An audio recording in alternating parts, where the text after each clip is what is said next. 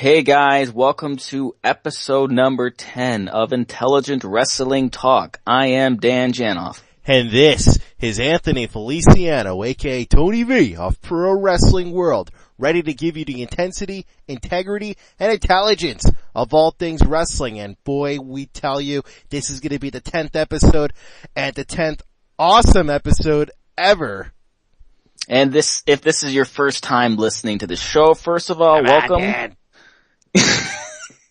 Anthony with his Seth Rollins impression. We give weekly wrestling news. We kind of go through the wrestling that was on TV, give you some news, some history on us, and history on the business. And most importantly, we do a Q&A about 24 hours before the show. I post a little something in our Facebook group, which you should check out, by the way. It is in the description below, where we have all the members in the group there. They ask us a bunch of questions, and we answer every single one of them. And if there's anything you want to skip to throughout the show, like say you don't want to hear about Raw, you just want to hear about TNA, with the magic of YouTube, you can just click the time right next to whatever you want to listen to, and you can just skip right on to it. The following segment is everything you need to know about Raw. The show started off electric. We saw Daniel Bryan come out to a sea of yes chants, but the celebration wouldn't last too long as we see Triple H come out, bring up that fast count, and he would bring out Scott Armstrong. Scott would say, "Oh, they got us," kind of implicating Daniel Bryan to being a part of this whole conspiracy, so to say. And Bryan was stripped of the title. Of course, Bryan denies of any wrongdoing. And Triple H had to forcibly take away the title while while Randy Orton gave an RKO to Daniel Bryan.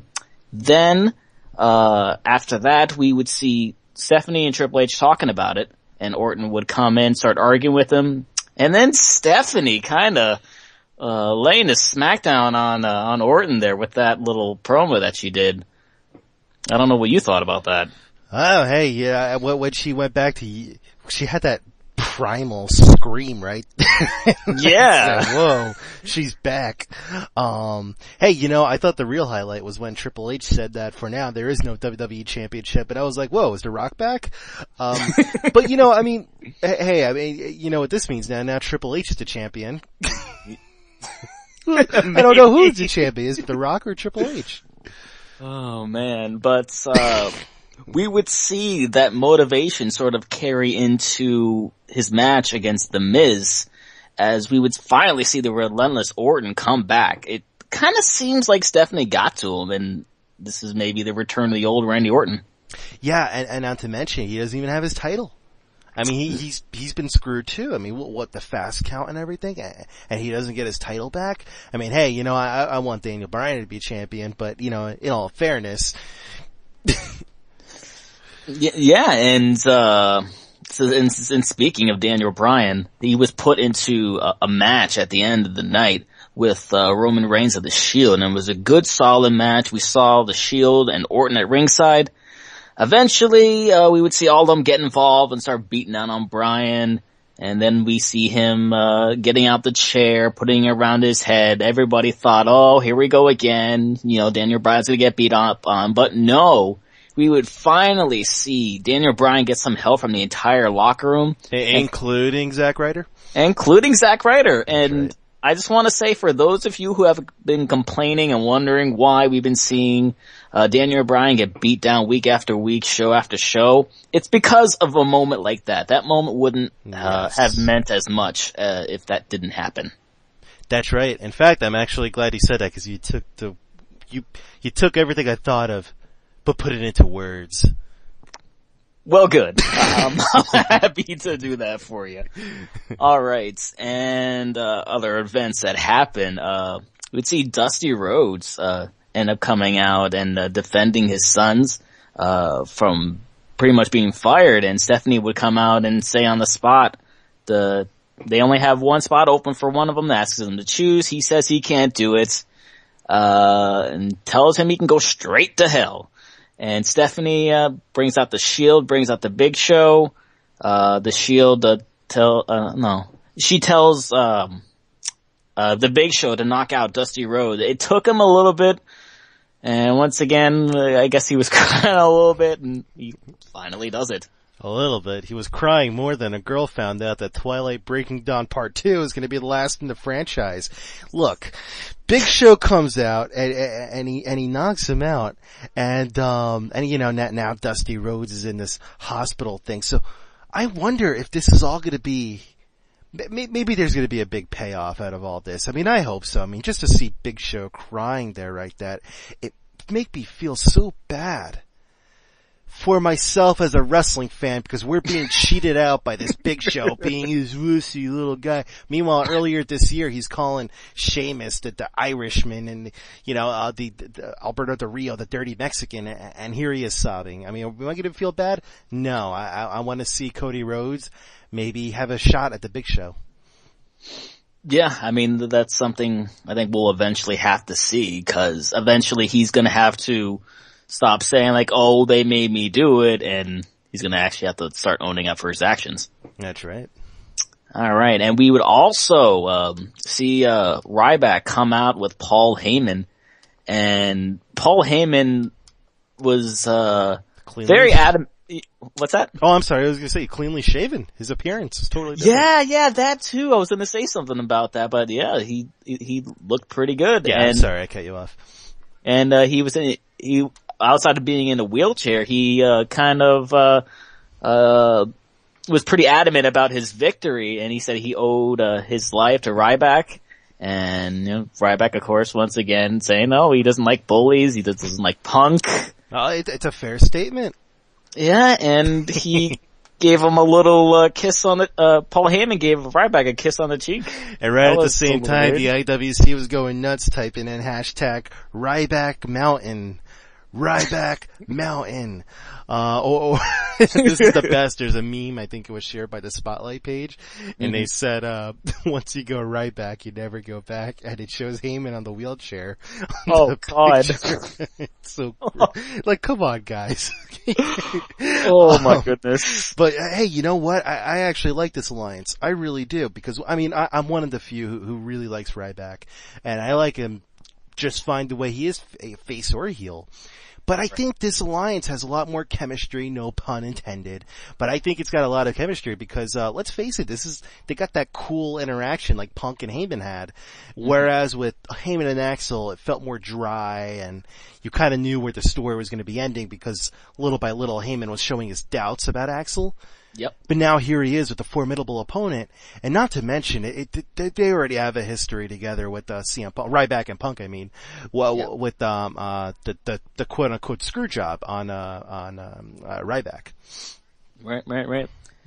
And also we would see a return match with Dean Ambrose taking on Dolph Ziggler. Another good match for these guys, and this time Dolph will get the victory. And it kind of seems like they're maybe going to put a little more time behind this feud, and maybe we'll see this at the next pay-per-view. Yeah, I'm wondering if this is going to be sort of like a rebuild up, like restructuring Dolph Ziggler to win as a face now and start again from the bottom. Yeah. You know, U.S. title for a while maybe or something, because, you know, he was in the world title picture. But as a heel mostly. And I think maybe this could be a good thing, you know. I mean, I heard this a while ago where people would like to see Ziggler win his matches cleanly now and start winning championship title matches cleanly as well. Yep. And lastly, we would see another number one contenders match for the tag team titles with Tons of Funk, the Real Americans, and the Usos. No primetime players this time. We would see Tons of Funk get eliminated by the Real Americans, and then they would be eliminated by the Usos, making the Usos the new number one contenders for the tag team titles. Right when Tons of Funk was out of the picture, this match was already a 5-star tag team match. In my eyes it was, because the way these guys coordinated with each other, well, you know, some of my problems with big solid wrestlers versus athletic wrestlers or high flyers, whatever, what have you, is that sometimes the big guys can move too slow and they don't put too much energy compared to the other wrestler. And people start to notice that. But in this match, that was completely it was out of convention. Swagger worked really well, and Cesaro, of course, continued to amaze. And the Usos showed off more of their skills, and they won. And this is exactly what we wanted to see. Yeah, and I think the Usos also got a bit more support from the crowd than they've they did, didn't they? And even the Real Americans too. I mean, hey, I'm a fan of those guys as well, but I'm happy with the Usos winning either way.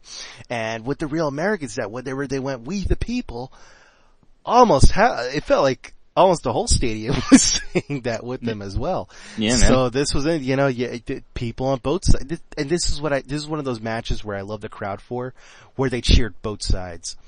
Hey, you saw the Bray Wyatt promo, right? Yeah. And he's talking about, there's other world out there with the animals and, stuff like that. And he said something about hunting them down or whatever. And then he mentioned the Abigail figure again. But then I got to thinking, well, gee, it would be great. Imagine this promo. It's Zeb Coulter's script. And instead of Abigail, you say America. That is, wow. To those of you who are listening, go back and play that promo again and do exactly what Anthony said. Oh, and of course, if WWE is hypothetically listening to us, then push Drew McIntyre. Agreed. Okay, that's it. The following segment is everything you need to know about NXT. And now it's time to move into some NXT. And a few interesting moments happened. Aiden English came down to the ring. He sang in the ring. He sang in the ring, and of course, he didn't just sing a particular made-up song. What he did was that he took the verses from Pirates of Penzance, as you all know from your history, theater 101 perhaps, Gilbert and Sullivan. I am the very model of a modern major general. It's a very huge tongue twister. But yes, He did sing in the ring, and he basically changed up lyrics. Yeah, and I thought it was really fun to watch. It looks like the fans got a little into it, because after the match was over, he even did a little encore, and the fans seemed to like it. He certainly made the believers out of them. And speaking of believers, that's a great segue. We saw an interview backstage with Bo Dallas, and apparently he has a little hotline and for all of his believers. And but before I get on with what happened in this segment, I gotta ask you: are you a believer, Anthony? I am a believer in his character for sure. Yes, I think it's we've said it many times. It's a great heel gimmick. It's not it is a cocky heel gimmick, of course, but it's not like all the other ones that we've seen on TV before. This is like the real ultimate airhead one. Yeah, where it's narcissistic. It's just like he sort of reinventing that whole narcissistic approach to the character. Yeah, it did certainly seem that way. And he also said regarding the title shot for Sammy, he says he has a bit of a way for where he can earn a shot against them, and apparently he's not going to announce it until next week, so that's certainly something we're going to have to keep an eye on the next week's show. Lastly, the main event of the evening was an 8-man tag between the tag team champions, Adrian Neville, Corey Graves, along with Xavier Woods and CJ Parker versus the Ascension, Leo Kruger, and Tyler Breeze. It was a great match throughout. Saw Tyler Breeze tagging himself in and out so many times throughout the match that his teammates would eventually leave him in the ring. Every member of the opposing team would get their shot on him. And it would finish off with Adrian Neville delivering Red Arrow and getting the victory for his team. Well, Dan, you heard me when I saw that finishing move on Tyler Breeze. I said, holy S-H-I-T. And that is just something. And like I said, Adrian Neville is certainly my NXT guy. I'm liking what I've seen. I'm still liking what I'm seeing from him. And hey, many more. Yeah, I mean, you certainly won't get any argument from me. I mean, I think he'll once they find a spot for him, he's certainly going to be on the main roster. Oh, absolutely. Following segment is everything you need to know about Impact Wrestling. And I'm not usually what I do is I start out with the beginning of the show, but that's not what everybody was talking about from this week's Impact. What? It was, if you were watching next week and if you've been paying attention, AJ Styles had something to say to Dixie. He came out into the ring before he called her out. Spoke really against Dixie for a lot of her signings and non-signings, mentioning guys like Jerry Lynn, Jay Lethal, Low Key. He said he's obviously, is really confident in winning the title, is going to make her pay. Then we'd see Dixie come out, say she was sorry. Everybody was like, "Oh, come on, really? This is so boring." And then the ultimate swerve, she actually speaks out against them, saying that she built this company, that this was all her and her father, and immediately just cuts off the show, doesn't allow AJ really a chance to respond. And this is something we've never really seen in TNA, and not necessarily those in power being heels, but the owner of the company being one. I think this is something that should have happened a long time ago, because it's got everybody talking about it. It certainly should have happened a long time ago, and this is why I think that these companies are listening to our show. Dan, we've said it a few weeks ago, that what TNA should be doing is that AJ Styles needs to be that anti-company man guy, similar to Daniel Bryan. I don't mean to be, not like a heel anti-corporate guy, but just in a way where he's an underdog and he's fighting someone in the company. However, what they did was that they totally backfired it by giving it something better. That Dixie Carter is going to be the heel. And with Dixie Carter is that I never expected this from her. I never expected her to go ahead and do these promo runs in the way that she did, where she didn't even make a mistake. That's great mic work. And I thought like the first, couple minutes was like, alright, this is probably going to be boring, but once again, they give us something unexpected. And this is where I give TNA some credit. Every time they do something surprising or unexpected, it usually comes as a shock, doesn't it? Yeah, because she's usually been that really cookie cutter, face character that, never really spoke out against anybody, could kind of just stayed on that straight line of being that likable face, and that when she went this far, it was just a huge jump. Yeah, absolutely. And, hey, now this can get people saying, well, gee, you know what? Wow, I can't wait to see what they do next now on TNA. And guess what I want to do? I want to watch next week's episode. And that's what's most important, to keep you coming back.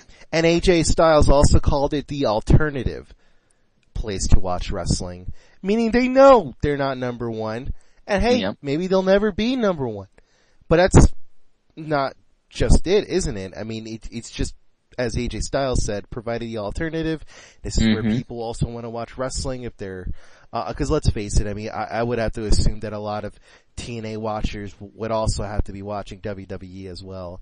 I never met a fan that really watched one over the other. Granted, maybe some WWE watchers aren't watching TNA or whatever, but I know for a fact that almost all the TNA audiences are also watching WWE as well. And that's probably pretty accurate considering, we're both who do that, and certainly a few people in our group do that as well, so. Yep.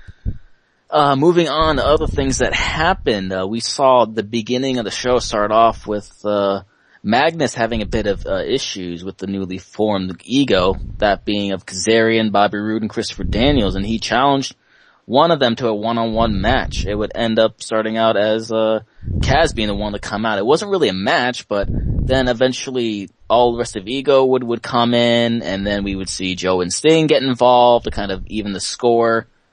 And then we saw an interesting end to their match with Main Event Mafia and Ego. It was a fairly solid match, but we would end up seeing Magnus taking a hit for Sting, but they would eventually just lose the match anyway. And this kind of seems like, I don't want to say it, but maybe a future Magnus heel turn, maybe? Hey, why not? I mean, you know, how many times has Hulk Hogan or somebody said Magnus is the future? Magnus also said that he's being tired of being called the future. He wants to be what's in the present. The future is now. The future will be his heel turn. No doubt about it. I think so, and I'm willing to put money on that. Maybe not all my money, but I'm willing to put some of it. Well, you gotta keep some of it just in case. I gotta be careful. There's definitely no guarantees in wrestling, that's for sure. Yeah, that's true. Alright, and moving on a little bit, we've been talking about this for a few weeks now, with the losses that the Aces and Eights have suffered, but we would see on the show that, Bully would say that all of his success was not contributed to Garrett Bischoff, wasn't contributed to, Doc, no, not Doc, but Nux, not contributed to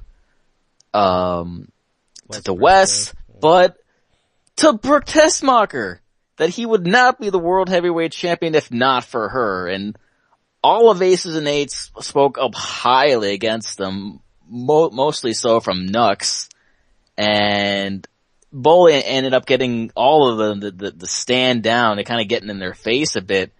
I mean, if the dissension of Aces and Eights wasn't happening before, considering they're down to only 4 members now, it certainly seems to be more evident than ever.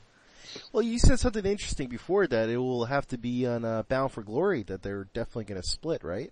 Yeah, that's what I'm thinking, because I sort of see this scenario where, you know, Bully will have his match with AJ, and we'll see Aces and Eights try to, you know, they're walking down the ring going to get involved, and, you know, Bully's calling them over to get in, and then they just sort of back away, and then maybe AJ hits Pele kick, Styles Clash, and then maybe the match is over from there.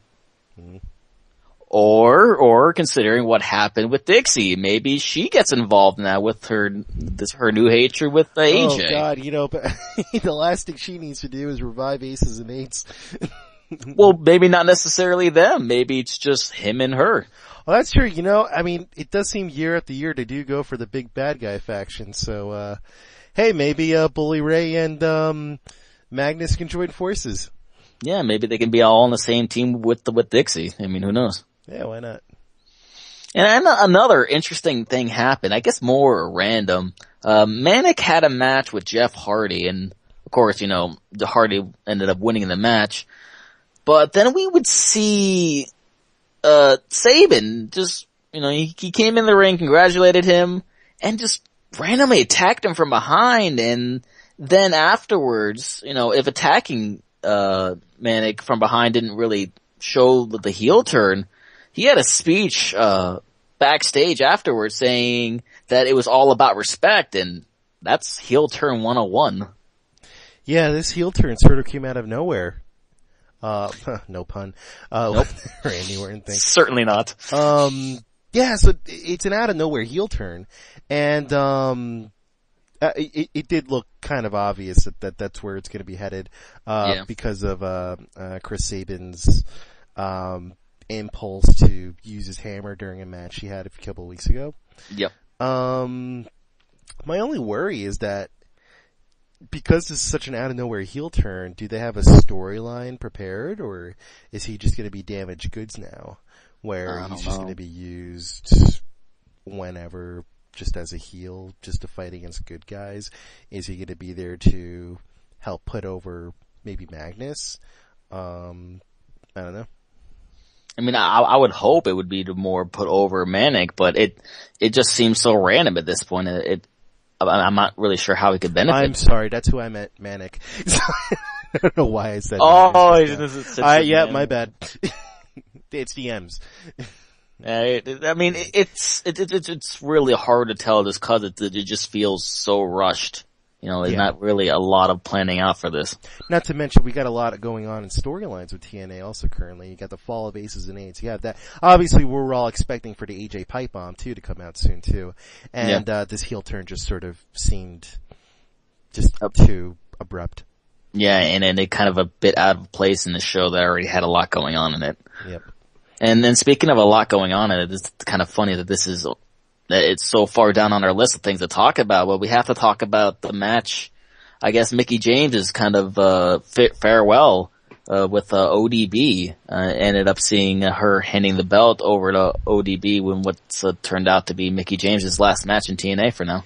This would also make ODB a fourth time TNA Knockouts champion, which is technically kind of a milestone since only Madison Rayne and five-time champions Tara and Angelina Love have attained. All being that is true. Long reign. Anyway, so the point is that where am I going with this? Right, so no, Mickie James, I guess it is sort of rumored, not confirmed, but rumored that she has not signed on with TNA again. So, and given this loss of her championship, especially when she was going on as a heel. Yep. And now with her music career and everything, I guess we're just gonna see her not wrestling in TNA. And what's really weird too is, depending on when you listen to it, they may change this, but she still appears on their roster page. She's still right there. Well, wasn't RVD still there even after his contract expired? Yeah, I think it's just more like an internal issue with their whole team. Where are they anyway? Nebraska. I'm sure they got some people on there before when they were fired. They were still there on their page. I'm thinking maybe it's Tennessee. I don't know. I could have sworn RVD was still on their main roster after not there anymore. I think he was for maybe like a week or two afterwards. In fact, even in the commercials for TNA action figures, RVD action figures were still being advertised. Well, that's not surprising considering they did make a lot of money off of it. The following segment is everything you need to know about SmackDown. And we saw the show open up with Vicky in the ring calling out Bryan, saying that all 11 people involved in defending Bryan, including himself, he would be involved in 11-on-3 gauntlet match versus the Shield. And it would be the Shield facing on just one person in the ring at a time. But before that happened though, we would see Randy Orton come out saying that the return of Randy Orton is back, that because of Triple H and Stephanie kind of brought the old Viper back out, and he swears that he will be WWE champion again. And then leading into that, we would see the Shield take on I guess not all of them, but it would be the start of the match. It would get all the way up to RVD. Then we'd see Triple H come down the ring, decide to shut down the match. And backstage, Triple H tells Vicky that if you do something like this, you gotta, make sure that the wrestlers feel safe so they don't have a full-scale riot on their hands. And says, it's not good it's not what's best for business. And that eventually that they would make a 6-man tag, the Shield versus the Usos and Daniel Bryan. But before that, Triple H would then apologize to guys like Zack Ryder and Justin Gabriel. And then that they would give them proper competition. And eventually that proper competition turned into the Wyatt family. And they would be taken out pretty easily. Then we'd find out RVD got an apology. And we find out that he's going to get a follow-up match at Battleground. But seconds later, here comes Alberto Del Rio, takes him out, and then in the match after that, Alberto Del Rio then takes out R-Truth. Yeah, a lot went on, and what's interesting, Dan, was that when you mentioned earlier today was that it seemed like this entire episode is really involving one storyline, isn't it? Yeah, I mean, outside of a few select matches, but for the most part, it's really just focused around this. I mean, I'm hoping it's not really so much taking away from the World Heavyweight title, because it seems to be playing second place of this, but more of putting SmackDown more on the map as far as a viable program that you should watch every week. Well, yeah, and that's what's so great about this. I know we're not at the main event yet, but what's so great about this episode, even so far, I mean, just an hour into it, was even I was surprised because, I guess we're supposed to think of SmackDown as this low-key, low-turn product that we would just have the option to watch, whereas now it feels like it's more viable as part of the storyline. Yeah. And they even recap what happens on SmackDown too on Monday Night Raw.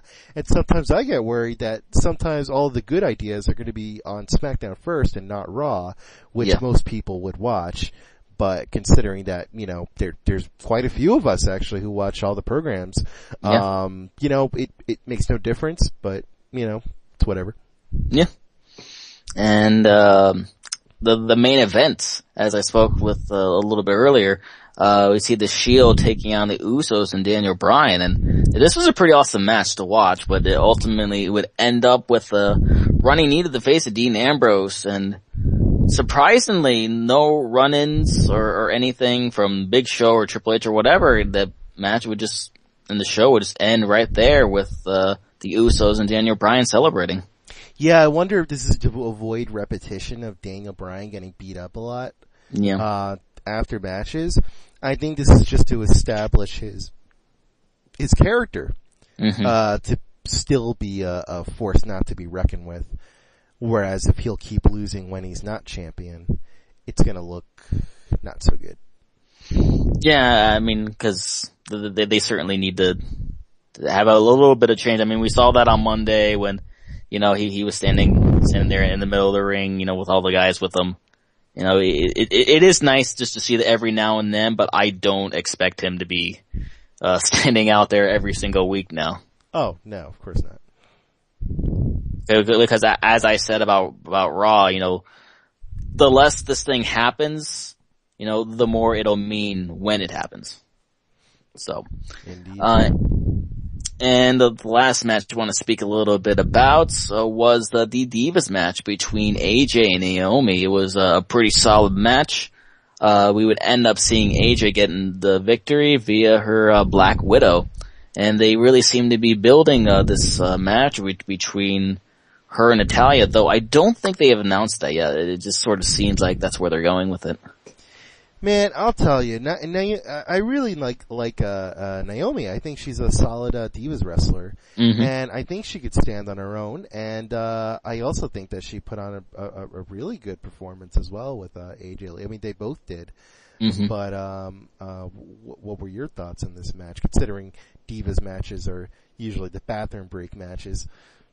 Well, I mean, normally they are, but certainly this one was, one to watch and not really one to get away from, because they both are very athletic. Naomi probably one of the more athletic women in the division.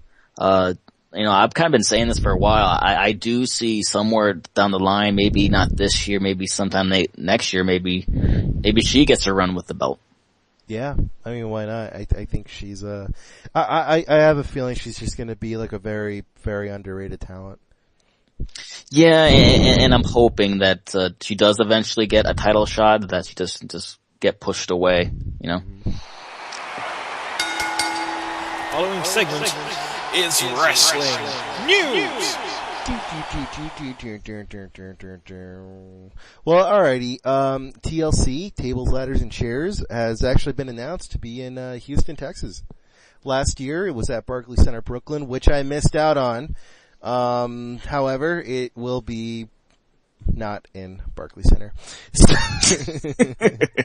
But I think this year it's going to be on December 15th. But I could have sworn last year I think it was in November. But well, maybe I could be wrong. But anyway, so now as for some TNA side of things, the ratings are in, and it was actually a 1.04 draw mark. It's a decrease from 1.08, but I mean it was still 1.3 million viewers that were watching Impact, which is still good, I guess, but slight decrease, whatever. Anyway, Kevin Nash had some not so nice things to say about TNA. In fact, throughout the night of September 20th, Kevin Nash kept tweeting how not very nice things about TNA, as mentioned. He said it was so unbelievable the TNA talent aren't told to work the non-populated hard camera. He also said that TNA is out of cash and being on the road doesn't get to slide payments for up to 4 months. So this guy really went all, this guy is the real pipe bomb right here with TNA. And he also said Anderson and Mickie James are up. Bet you don't see them till after the first of the year. The dudes are playing on the deck. Enjoy the music. Sorry if I'm not reading his too well. I'm trying to make sense of this sentence. It's alright, man. It's alright. Yeah. So, alright. On to the next. Right, so, I never like to report dirt sheets or anything like that, cause I don't want to be a scumbag and be a liar and thief like these cowards are, who hide behind their keyboards and don't show their faces around. Well, these people, according to TNA Wrestling News, they, claimed that, there's a report that TNA might run a major venue in New York. And It's been rumored through these dirt sheets that TNA is going to be taken off the road. And if it does go off the road, though, I guess maybe the smarter thing to do would be put it in the East Coast. I think in Orlando, I think their shows were for free. I'm not sure if it was like the Maury Povich kind of thing where people get tickets just to show up. Whereas here in the East Coast, I'm sure you're obviously going to have to pay to attend the show. But they do really well here in the East Coast, so we'll see. Right. Mickie James rumored that her contract is up and she is not going to come back. I guess this can explain the title loss. Lady Tappa, who was the Gut Check winner around last year, she's also the niece of the Barbarian. Well, she's replacing Gail Kim this weekend for TNA Live Impact matches. And that is all I have for news. Take it away, Dan. All right, good stuff as always. Now it's time to. As for the weather, it's going to be rainy here on the northeast side. So if you're in New York, pack an umbrella. And if you're on the southeast side here in Florida, it's raining all the time. Following segment is your host. And for this week, we would like to talk about a bit of our personal wrestling experiences, and since you did such a great job in news, I figured I'd give your voice a little break. I'll go first with this one. Just going back a bit. I mean, I'm sure like so many, cause I used to wrestle around, with my brother all the time. We used to try to, reenact different matches, and I even did that a few times with my friend, but it wasn't until about 4 years ago that I went to go see a buddy of mine, Justin Potter, who's also in this group. It was me and a few mutual friends, and he, was trying to get into the business. He was there with his trainer, asked us to get in the ring, perform some moves with him.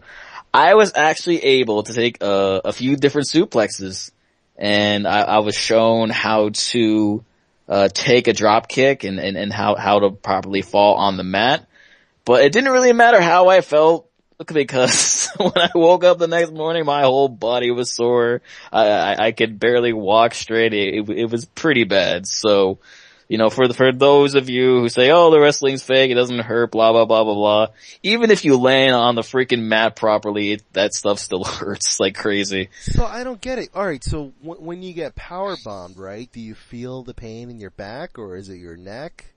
Well, funny thing about that is a friend of mine actually did powerbomb me, but it was onto a bed. So this wasn't the gym, right?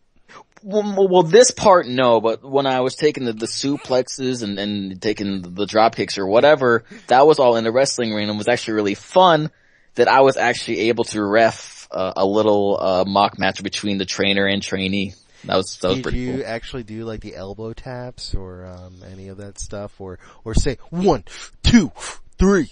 Yeah. Wow.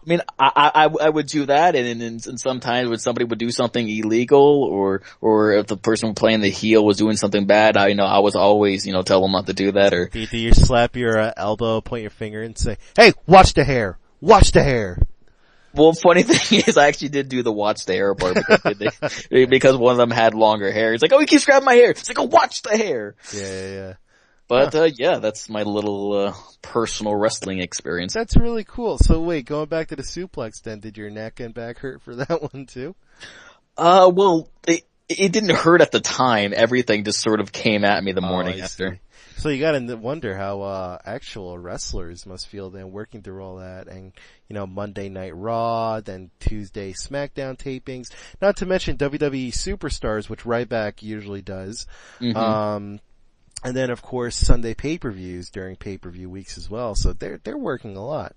Yeah, I mean, it's obviously, it's cause there's always gonna be people who, have like neck problems or back problems or whatever, and you're always gonna hear about these guys who are wrestling hurt, and a lot of them now. I mean, even, I think of, CM Punk, there was a report that he was wrestling injured.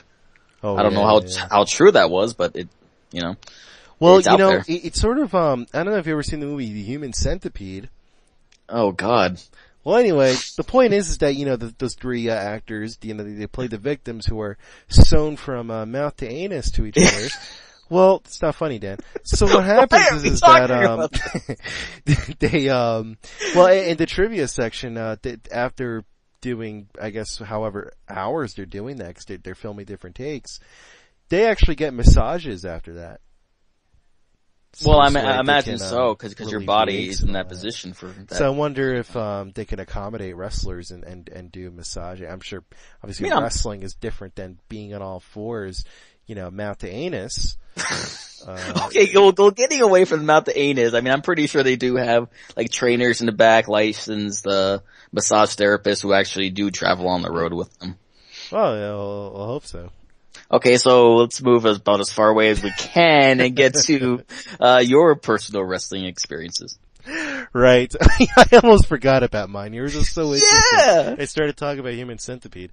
Okay, so, as for, my, thing. Well, alright, you know how the whole BS about be a star or whatever, bully. You see, I think that's all BS. What was so great about wrestling in the 90s is that it sort of gave all the nerdy kids, a tool to fight back against bullies by using a little thing called self-defense.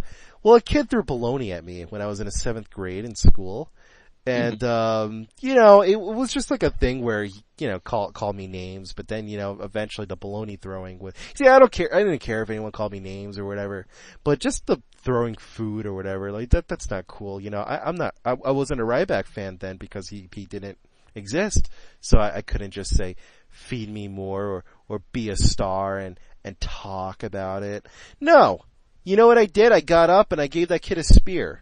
And you know what happened? Him and I were cool after that. The only way to stand up against a bully is by using self-defense. And much like Ryback, his heel gimmick, I don't like bullies either. So what you're saying is, when someone's bullying you, that you should spear them. Yes. Use some sort of wrestling move. Yes. That's fairly interesting. I've never even thought of that before. Yeah, I mean, I'm sure, I would hope other wrestling fans would agree out there, that wrestling moves when you were a kid, that helped, that helped out a bit. I wasn't the biggest guy or anything. Yeah, I was tall, but I wasn't a macho fighter person or whatever. I was a geek. I was a gamer. I liked wrestling, but hey, Edge's spear, it helped. I didn't get in trouble for it though, but yeah. Well, but that's even better. Yeah. That's even better. The following segment is Know Your Wrestler. Well, for Know Your Wrestler, I have a wrestler who was actually born in 1919. I'm cheating. I'm not doing a wrestler that was born in the 19th century. So this wrestler is named Billy Varga. Basically he was, I guess I would have to compare him to the Cody Rhodes back in the day because, or at least to face Cody Rhodes, because this guy has been known for his, clean and sort of somewhat technical style. His nickname was the Count, but that had nothing to do with image. It was Billy Count Varga. Okay. So he was a grappler from Southern California. He sort of became athletic at the age of, well, not became, but he's, was, since he was 5 years old, he's always been, sort of like a sporty kind of kid. So, eventually he would win titles. 1941, December 1st, he won his first World Light Heavyweight Champion title. That's something we don't see in wrestling these days. Cruiserweights or lightweights or anything like that. And he sort of remained on these World Junior belts, sort of like that babyface kind of stuff, that titles that babyfaces will win in their early years. So he's been wrestling for, I guess, about 20 years. And so eventually he would have his movie role appearance. In Raging Bull, he appears as the ring announcer. If anyone has seen that movie, it came out in 1980. Kind of an oldie these days, but, you know, why not? It's certainly one that deserves to be checked out. Yeah, sure. Well, that does it with Know Your Wrestler. I know it's not as down as all the other ones who end up in death and decay, but I figured, given the 10th episode, why not just add a little cheer to it? Following segment is the Q&A. And I spoke of it earlier. Favorite. Yeah, it's certainly mine as well, where we asked the question about 24 hours in advance of, you know, what they wanna, you know, people in our group want us to talk about, and the questions that they have for us. And the lead off for this week is Jade, and he asks, let's start off the Q&A with a time for a hypothetical, something he seems to do every week. It's always cool. Vince McMahon tells Anthony and I that whoever the divas find the most attractive between the two of us will be allowed a date with one of the divas. So Anthony, which diva would you suggest I choose? Oh man, well this answer is gonna be easy. I'm gonna say Chyna after she did her porno. Oh, whew. Wow. This little feud's getting a little heated, I think. And the porn I'm talking about will be Backdoor to China. Oh, whew. Okay. Alright, moving on. Yeah, it sounds like you watched that one. No, it's just the title. I can, okay. Moving on, he's got another question. What are your opinions on the fact that the WWE refuses to acknowledge any former NWA World Champion since the TNA's inception? For an instance, Christian was a 2-time NWA TNA World Champion, and yet WWE does not mention those reigns. However, 11 of Ric Flair's 16 World Championship reigns were under the NWA flag, and they count every one of them when naming off his accomplishments. Seems like an obvious spiteful double standard to me. What are your thoughts? Yeah, I wonder if this has something to do with a contract or some sort of a deal where they can reference all this stuff, at least with Ric Flair, whereas with Christian, since he's still under a non-Legends contract, I would assume, I guess, I would agree that it is a double standard, but I'm trying to legally explain this. I don't think I can either. But it seems that they just, I guess they just don't want to recognize any other organizations when I don't know. Yeah, I mean, it really doesn't. They just don't really want to give them any sort of advertisement, I guess. Yeah. That's it, right? They don't really do that for any other company. I mean, unless you're CM Punk and you're doing a pipe bomb. Yeah, I mean, you know, the only championships that WWE really praises are, well, at least the companies that they seem to praise were WWF, WWE, WCW, ECW, and currently WWE. So, and you know, obviously I mean, it's just like Bruno Sammartino's title reign, right? Did they not include his the extra years that he was champion before they became WWF? I think they did, and the same thing I don't think so. Moolah as well. Yeah. Alright, moving on to our next question comes from Timma, and he asks, do you think TNA has a legitimate chance now that they have heel running things, or will they ruin this and prove that they can't hang with WWE? Well, I don't see it as I guess I can see why, obviously, you know, Triple H, the corporate heel, Dixie Carter, same thing, another corporate heel. Mm-hmm. Wow, that really depends because, you know, it seems that whenever TNA has a great idea, they always seem to screw it up 2-3 weeks down the road.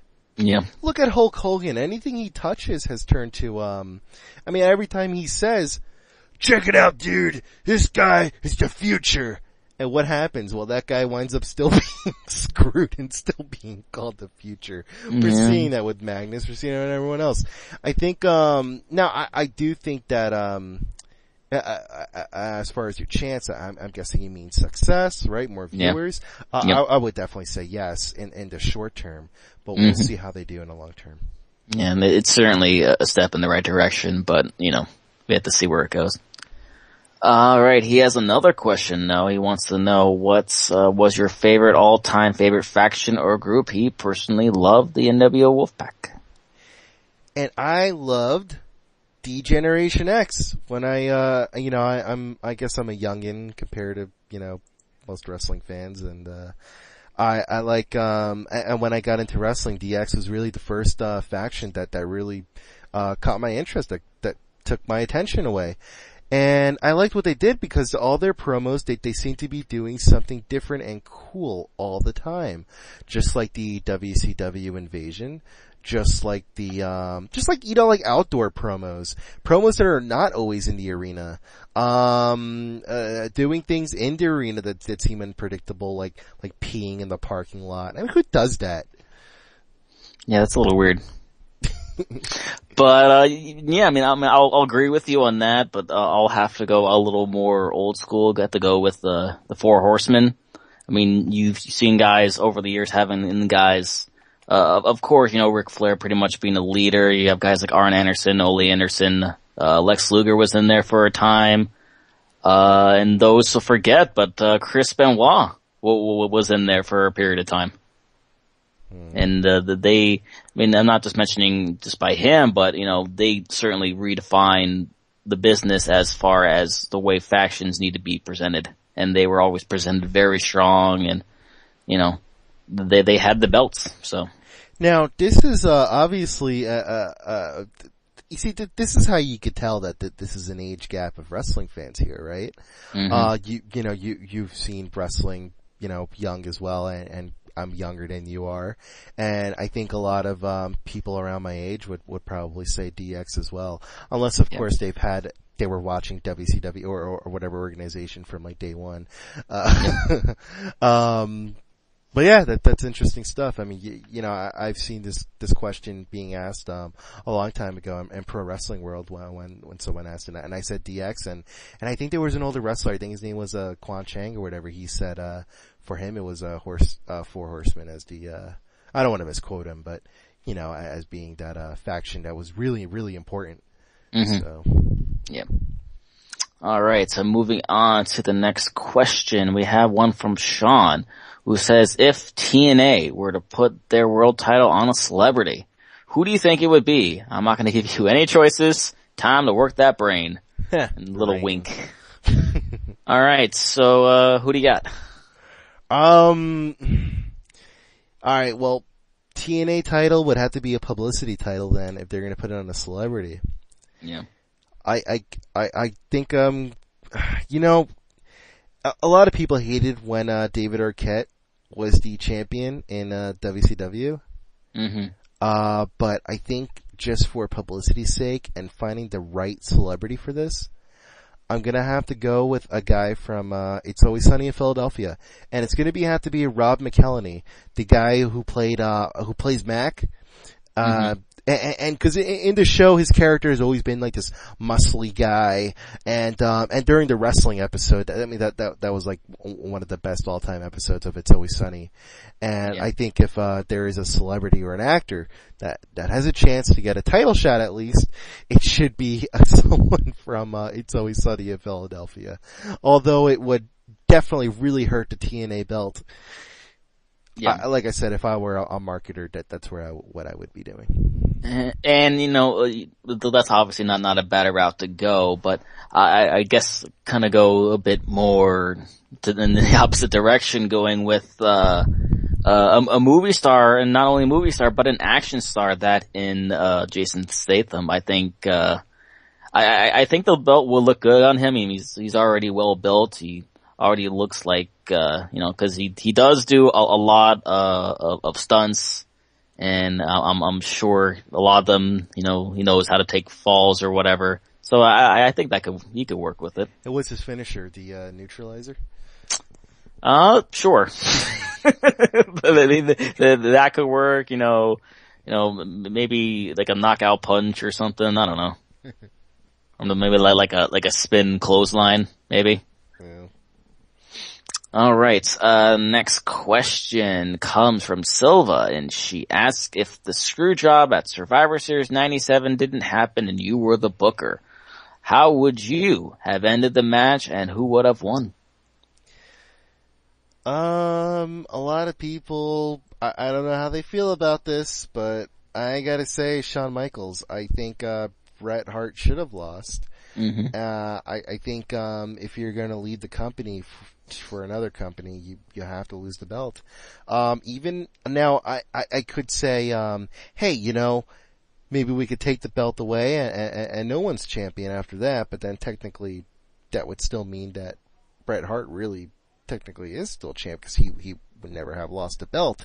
He would just simply not have had it on him. Yeah, and so he's gotta be the winner. I mean, he's gotta be the loser in this one. Yeah, because Shawn would not have looked strong at all in a losing effort or even a tie. I mean, once you're leaving a company, you have to hand off the belt. That's just what's best for business. Exactly. It's what's good for business. Moving on to our next question from Michelle. Do you think this would work? I think they need to add stage punishments for wellness policy violations. Fail once, lap dance from Mae Young. Fail twice, lap dance from Pat Patterson. Fail 3 times, you're off to TNA. Oh, come on. TNA's not that bad. Unless you're not making as much money as you're, making. Which would, I guess, be pretty bad. Let's see. I don't know. I feel like these punishments can be, I don't even know the rules behind these really too much. Dan, what is your take on this? Well, I mean, obviously needs to be some sort of stricter punishment, and especially on TV, maybe some sort of a burial of the character sometime, maybe some kind of change of the character. But I mean, this seems to be more of an issue with just all sports in general, and just like I say in all other sports, have stricter suspensions. Make violating the policy as little appealing as possible. Yeah. And then sometimes it's how much is too much. Like, I don't know if, I mean, obviously the DUIs, those are really bad. Yeah. But, I'm not sure what the story was, but wasn't there a time where in WWE there was a diva, I forgot who, I guess she was drunk or whatever the night before the match? But then that would be really bad too, because then she would be hungover and probably would not be able to perform as well too. So I don't know. I mean, this is, really tricky because, on the one hand, it's sort of a 24-hour rule for you. Mm-hmm. And your body. So, Alright, next question, another one from Silva. Do you think WWE should give Buggy Nova a second chance? She did nothing wrong and barely got a chance to show her skills. And do you think they should bring back Christina Von Eerie? Those two had great chemistry as tag team partners and opponents. Well, they do look really hot.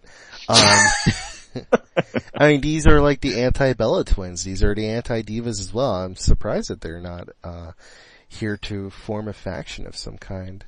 Yeah, I mean, I could certainly see them like doing something with Paige, because Paige obviously is already labeled the anti-diva. I mean, they definitely don't look like the typical divas. Have them go up against the total divas and see how far they can stretch that out. Exactly, just like that. I think that'd be interesting to watch. And moving on to our next question, another one from Michelle. A bit of an inappropriate one, but she asked, who was the first female wrestler you saw that gave you a boner? Well, that's inappropriate. Yeah, a little bit. But, however, hypothetically, since this is a hypothetical question, I'm just gonna say the hypothetical answer, which may or may not be, Trish Stratus. Yeah, and, of whom I've also met in person as well. Oh, lucky you. Yeah. I mean, I guess I'll just go with the one who I thought this was really hot at the time.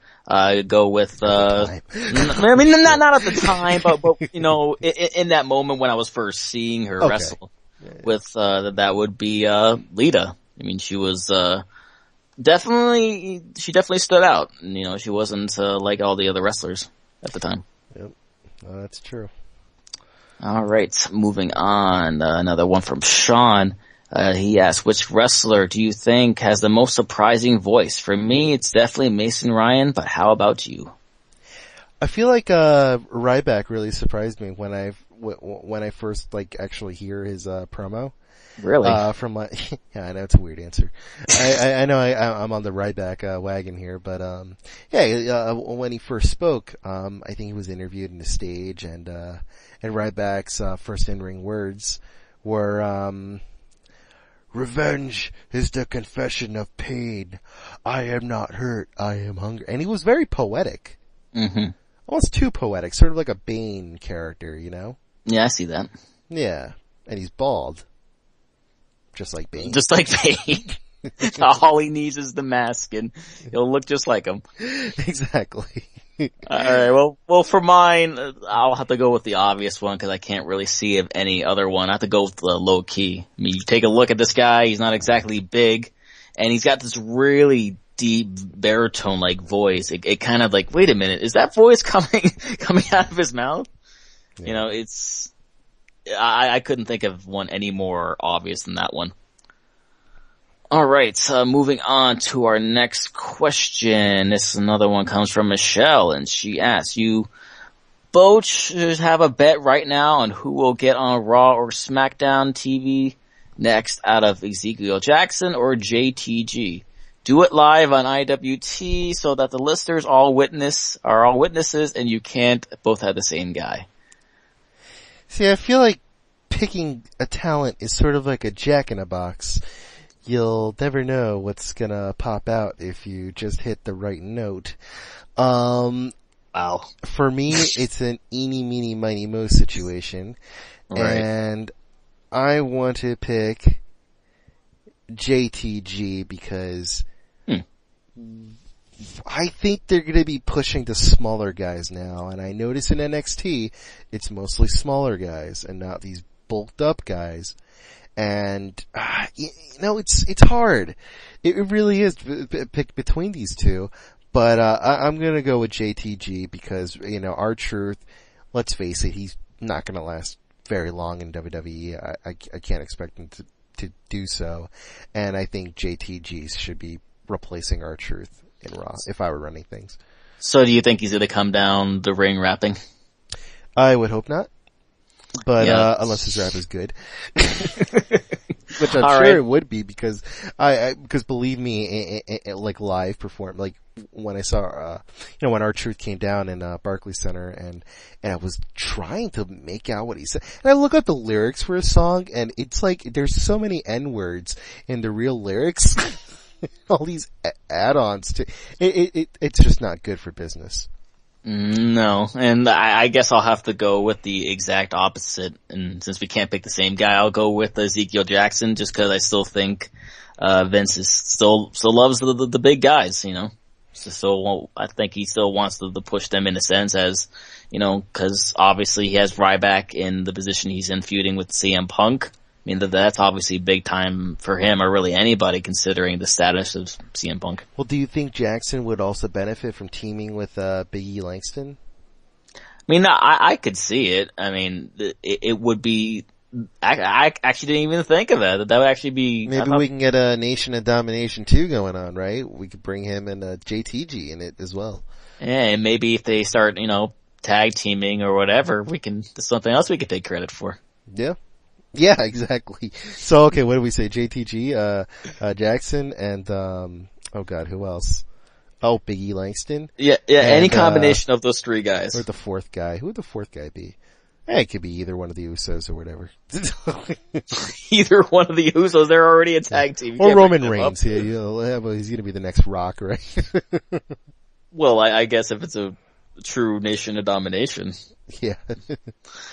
Alright, getting on to last question from Shaun. He asked, he has a question that both him and Michelle talk about every time Impact is on, and that is, would Hogan lose all of his power if he shaved his mustache and slightly, what's that there? Slightly around there, looks like a mustache, is actually the source of all of his power. He doesn't mean the GM power, he means the Mania power, brother. Also, does Hulk think everybody actually is his brother? Or if we are, would we all have a hairline that started receding back when we were all 19? And a big yellow stash and a big orange daughter. Wow. Oh, that's mean. Oh man. That is really horrible. Yeah. Even I'm not a fan, but ooh. Well, he already lost powers when he lost his tan, right? Yeah. I mean, certainly seems so, but I still think, the power of him or any wrestler comes from the fans, thus in this case, the Hulkamaniacs. Yeah, that's a really good answer, actually. Well, thank you, Anthony. I appreciate that. Yep. Alright, our last question comes from Jade. Just, thought of one more. Which one of these current wrestlers being used for comedic gimmicks would you choose to get a series title push? Santino Marella, Brodus Clay, and or Tensai, and any member of 3MB, or Fandango. Well, Fandango is going to get his title push inevitably, but I'm just going to say Heath Slater, U.S. title belt, and of course the chosen one, Drew Mack, for Intercontinental. Yeah, I completely, more agree with Drew McIntyre, not so much Heath Slater, because I've never really been a big fan, but definitely bring back the chosen one. Alright, and that does it for the Q&A and the episode for this week. But before we go out, let's get into some plugs here. First off, let's get into the fact that we have a Facebook group that's, if you are not a part of and you're listening to this, go head on over there. If you're an intelligent wrestling fan, you owe it to yourself to be there. Tons of different comments, threads every week. We have Raw chats, Smackdown chats, pay-per-view chats, even TNA chats. And we also have a brand new, top 10. This one is top 10 UK wrestlers. Something that, our fellow members Shaun and Michelle have put a lot of work into, and it certainly shows. Definitely worth a check out. And for the first time, we have the Twitter page. We are at IWT Official. And since, Anthony, you are, gonna have reins over this for the most part, or what do you plan on doing with it? Well, I plan on sending out as many tweets as I can to agree with wrestlers' views, such as Ryback's. I tweeted earlier saying, you know what I hate more is when kids pretend to be bullied so this way they can rat on the other kids. That's good. Yeah, it's pretty cool. I don't know, we'll do some cool stuff with it. I definitely uploaded some trivia. So the first trivia was, of course, that the Rock never had a title reign that lasted more than longer than 8 days in his 5 runs with the title. It's very interesting. I mean, and that's something you can look forward to. And plus, you'll see the video go up for this page before it hits on the Facebook group. And I'll also be linking whenever we have any sort of chats going on during any sort of show. And that will do it for this week. And I would just like to remind you all that there's only one way to talk wrestling. Intelligently.